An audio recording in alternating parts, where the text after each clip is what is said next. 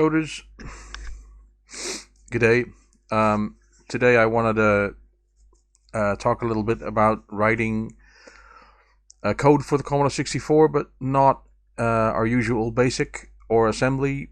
I wanted to talk about writing for the Commodore 64 in C. Now, the C programming language is, of course, well known, and it's very old, and I didn't at first think of using C as a development environment or a language for Commodore computers or 6502 based systems. And there's some obvious cons to it, but also some pros. And do you remember Rescuing Orc? That was made by Juan, and he is writing another game for the Amstrad CPC.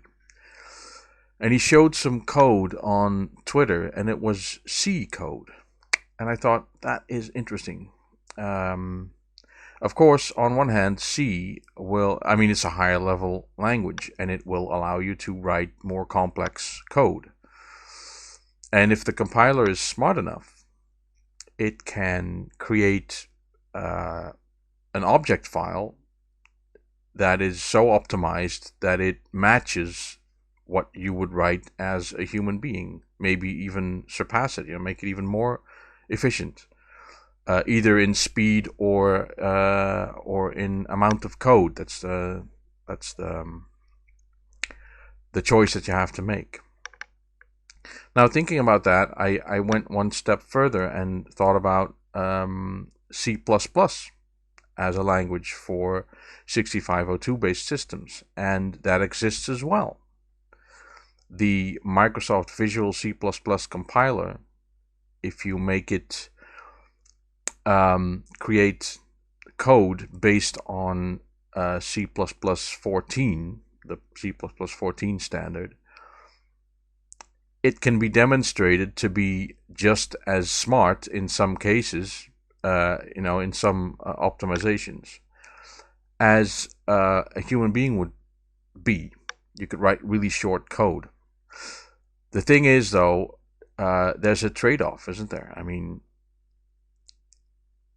if you write in C++ or in C, you write a lot of extra code. Just to get a very smart assembler or compiler to create the same thing you would write, right? So it's kind of a weird thing. Why would you do that? Well, I think the answer lies in the complexity. I'm going to show. I'm going to write a program, a short and simple program. I'm going to write it in C. We're going to assemble it. We're going to compile it, and then look at the assembly at the object code that comes out. We can look at the assembly, but it's not really necessary to do that. And we're going to write our own assembly, and to do the same thing, a simple program, just to write a message on the screen, and we're going to look at the object code of that. The way we'll do that is we'll start WinVice, like any emulator would do, but we'll use Vice, and we'll load the program and go into the monitor and look at the code that's there, right?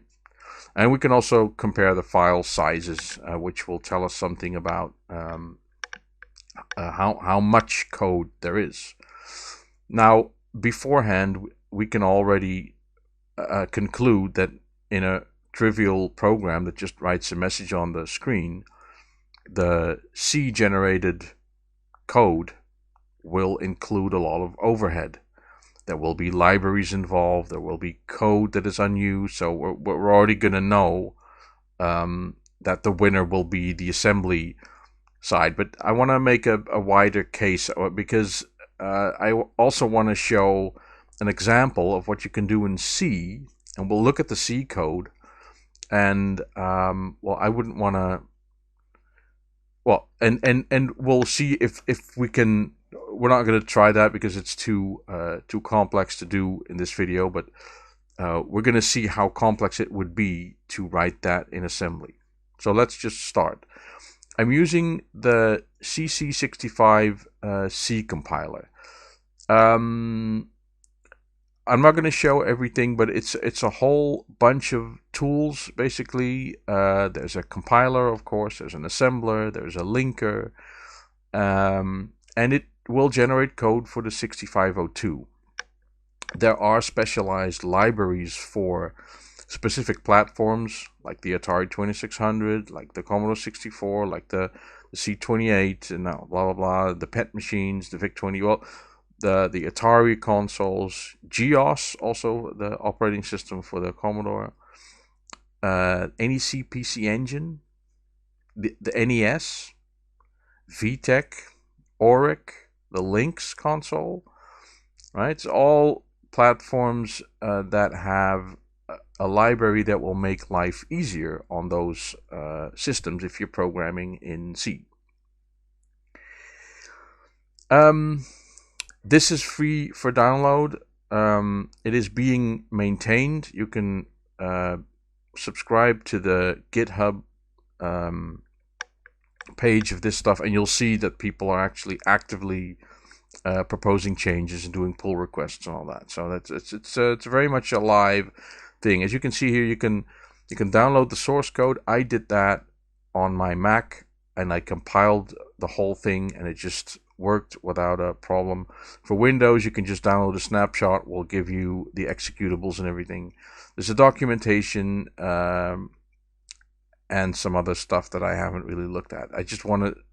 My goal was to just see how it worked, and maybe at some point in the future think, maybe I could write a game and use C, use a higher level language to make some things easier. You know, if it fits in memory, then why not? And I can always combine C with assembly, right? So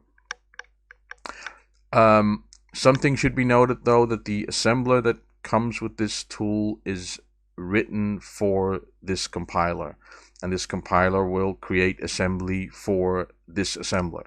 So they're married to each other. So I don't think that without, I mean, there's no seamless integration with other assemblers. I couldn't drop Kick Assembler in there or any other, and it would work because it wouldn't, right? So there's kind of a technology lock-in, but it's not that important unless you're very, very much in love with the Kick Assembler macro tools. I'm not so familiar with them, but they are very powerful, and they would be useless in this environment. So let's just first look at a C program, right? Let's just look at a C program. This is it.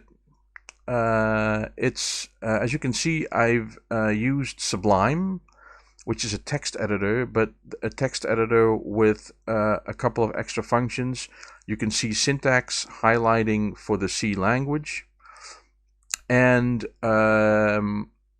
the build system will is tailored to c64. So I can write my code in this, I can build, and I can run my code from here. It's not a full IDE, but it will do. So what does this do? If you're not familiar with C, this will not be very complex. We're including some libraries, so this will immediately mean that our executable is going to include the code that goes with these libraries. So that's going to make our program large. Standard lib. This includes all kinds of things. I must say that for some reason, obvious to me, but you know, if you're not a Commodore fan, but Commodore gets sort of a preferential treatment. I don't have to set any system to make this Commodore 64 code. That is done in the make file. I'm not going to go into make, but make is a way of checking dependencies and actually doing the work to get to the executable. I set the system type that I want in there. So, but just that aside, I include standard library because that's what we need. And something called con.io, which is short for console I/O. I'm going to write a text to the screen, so I'm going to write something to the console. There's a set of functions for me that will help me do that.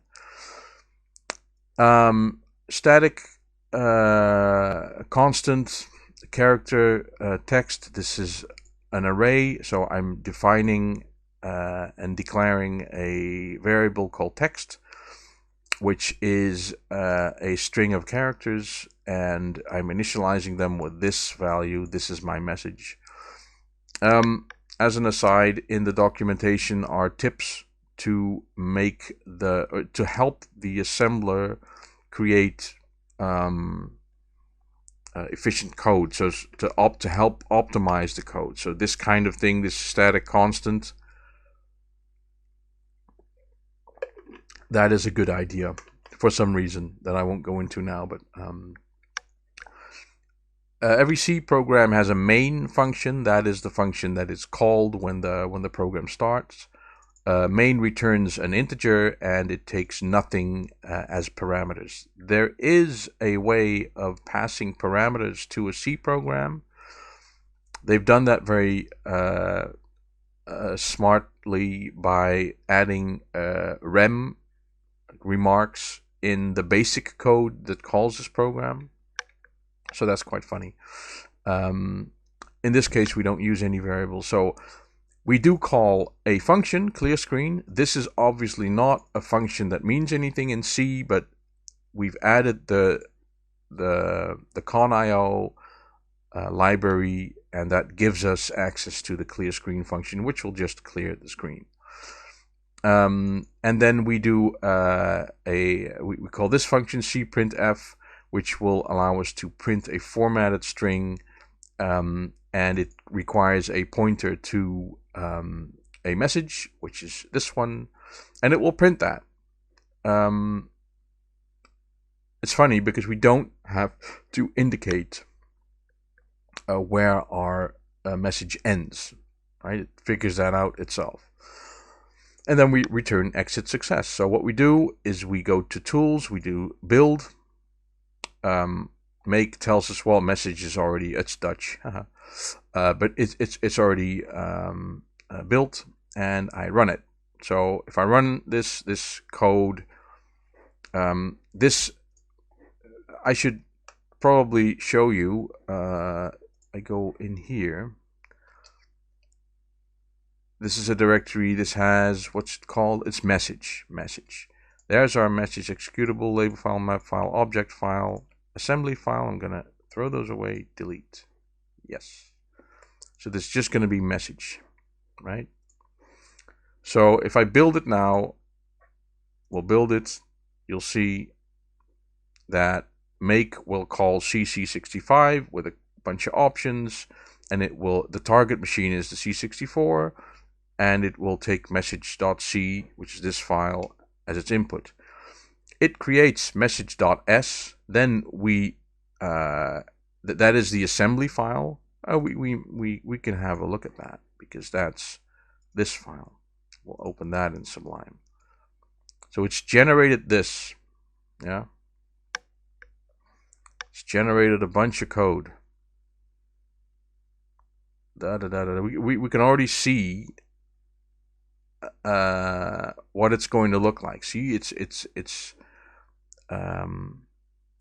pointing to lines in my code. There is data here. There are a bunch of includes here, auto imports. I don't know what all of this means.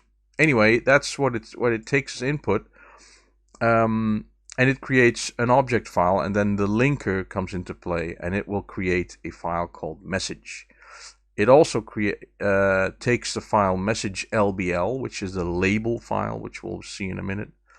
And there's a map file and the message object file, which is generated by the assembler. And it takes c64.lib, which is the Commodore library, and it's created an executable. So I can go to tools and I can go run. It'll pick up the executable, start Vice for me, And that's what it'll do. It's just printed, it's cleared the screen, it said, this is my message. Now, I can go into the monitor, which basically freezes the emulator. I have to load the label file. So that was called message.lbl. It gives me a bunch of warnings. That's all right. And I know that our program starts here. And this is our program. I don't know if you can read it. Hopefully you can. But our main function is here. Starts at 0840. But there's a whole lot of code in front of that. Right? We're loading address 1 and we're storing something in it. So we're probably doing something with the memory mapping. Then we're transfer the status word to X and store X somewhere. Then we call something and then we call 0BBS. And then we call our main function, which is down here. And this pushes an address 0F0B onto the stack. It pushes A and X, which is 0EF8. Then it pushes Y. Oh, it loads Y with 4. And then it calls cprintf. So that's the one of these will be a pointer to our text. So I'm guessing it will be 0F0. I can probably what was this called? Our message. Did our message have label? Oh, hold on. I'm gonna list the label. Show label. Right. Oops. It's quite a lot of them.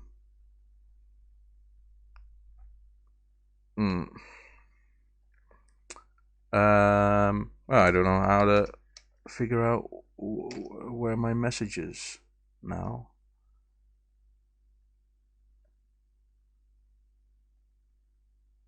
Okay.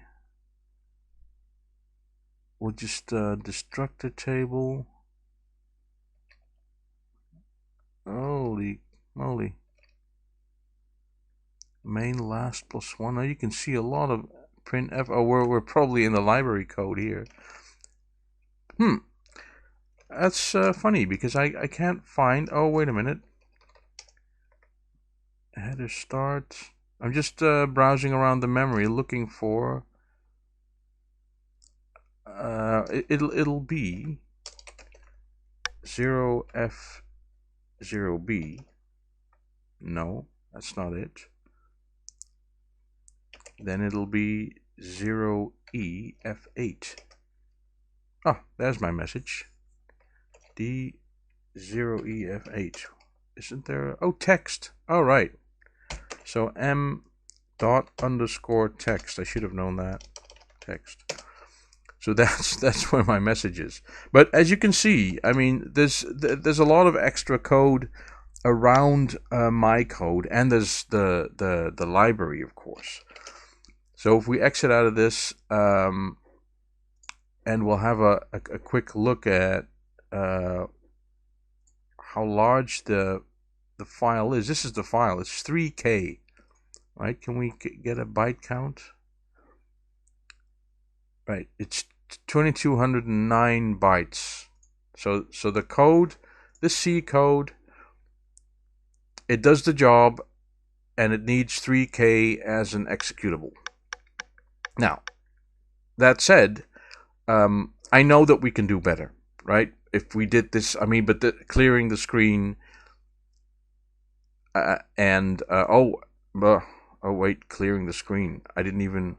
I wrote a little program. If I go to my regular IDE where I program in assembly, I wrote a little program that writes a string to the screen. I don't even clear the screen in this one. But here's what I do. I declare the 0-page pointer.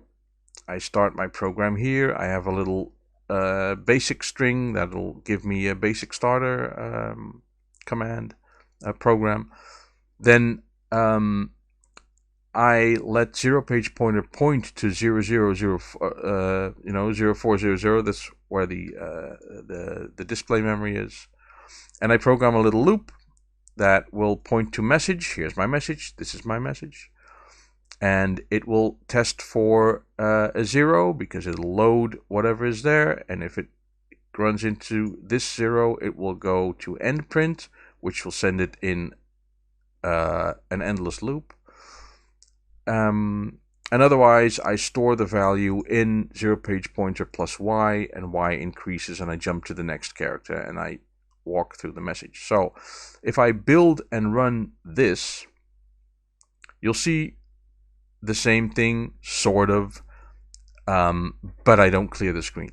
My bad. It would have been, the program would have been larger. Now, if I go to 0801, is that where my program started? No. Let's load, what's this called? Test solution. Although there already appears to be show labels. Okay, message. Dot message. No. Are those the old labels? No. I'm expecting my code here, but it's not. There. Where's my code? Oh, there we go. Oh, sorry. Here's my code. Here's my code. As you can see, it's really short, and I am expecting my code, my message there, but oh, wait a minute. It's not. One of the things that I had to do is use this to make this display codes instead of characters, right? When the Commodore 64 has display codes, it doesn't show Petsky. If I send a Petsky character to the screen, we don't see it, because we need a display code. So to automatically change whatever I type here into display codes, I can use a conversion table, which is what happens here. So let's just see. I have to say that I didn't clear the screen, but the resulting program is 1K. Let's look at the bytes. 60 bytes. 60 bytes as opposed to the 2200 in the other solution. So that's quite a difference, right? Now, you'd say, well, it's probably better than to write the code by hand because you get shorter programs. Yes, probably. And it's taken many years for compiler developers to compile or to create a compiler that is smart enough, and they are these days, to create very well optimized code. They even think of tricks that we wouldn't think of, probably. But that's kind of weird. I mean, they do a lot of go to a lot of trouble to get to a point where they can generate the code that we can write. So why would we do that? Well, one of the reasons why is I wanted to show you, if I can find my Sublime. I'm going to close out of this and I'm going to open a different file, right? We're going to go to this one. I didn't write this, right? Ulrich von Bassewitz, who was one of the creators of the c64, he wrote this. And I'm just going to scroll through it. I didn't analyze this. This is C code. It'll run on c64 and the Commodore 128, and even on some others. On the +4, he's made it. There's a sinus table here. Now, it kind of looks daunting, because it's in C. But if you had to do this in assembly, it's not impossible. I mean, not saying that, but it's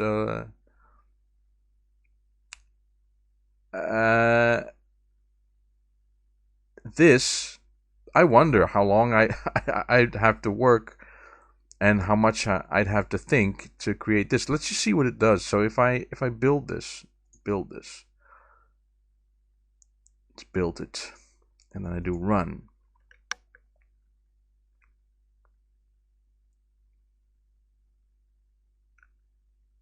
Is that cool or what? Written in C, running on the Commodore 64. I think this is pretty neat. And if I could use the power of a high-level language to allow me to create something like this that would perhaps take a lot of time for me to figure out how to do. I mean, a part of programming is figuring out how to do something and then translating it into a language, which can be either assembly or C, is just a result of, solving the problem. So it's not impossible, but I think you can get there more comfortably. Just imagine if you could write a library that would help you do things like this. I'm sure there's less time gone into actually writing the code to this in C than there would be in assembly. I'm sure there's some benefit. I mean, otherwise there'd be no point, and there are people using a higher level language to program in C. I mean, we don't program in assembly on the PC anymore. We program in a higher level language. So that's just a little thing that I wanted to show. I think it's pretty cool. It took some time to set up, but mostly because of Sublime, the text editor, turning that into a platform for development. It kind of works. It's not. I mean, I don't get any tool tips or any hints or whatever. Debugging, I haven't worked that out yet, but Vice does debugging, so maybe. But I can't set a breakpoint by clicking on a line number, right? So it's kind of limited, but it will work. I mean, I thought it was pretty cool, and I wanted to share that with you. So hopefully you enjoyed me rambling on about C code and assembly, and I'll see you in the next one. Bye bye.